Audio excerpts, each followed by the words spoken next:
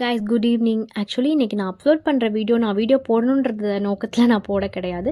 So எனக்கு நடந்த ஒரு ஹேப்பனை உங்களுக்கும் ஷேர் பண்ணிக்கலாம். ஏன்னா கேர்ள்ஸ் நிறைய பேருக்கு ஹேர் ஃபால் ஆகுது. ஸோ எனக்கும் அதே மாதிரி தான் பாஸ்ட் டேஸில் இருந்துச்சு.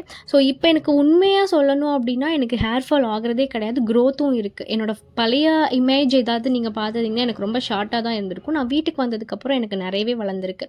ஸோ நான் என்னெல்லாம் பண்ணனால எனக்கு கொஞ்சம் க்ரோத் கிடச்சிருக்கு அப்படின்னா, நான் அந்த நாட்டு மருந்து கடையில் போய் நீங்கள் அந்த சீயக்காய், பூந்தி கொட்டை இதெல்லாம் வாங்கிட்டு வந்து அதை வந்து சாப்பாடு வடித்த அந்த தண்ணி இருக்குது இல்லைங்களா, ஸோ அதில் வந்து நைட் அந்த வெந்தயம் அதெல்லாம் போட்டு ஊற வச்சுருங்க.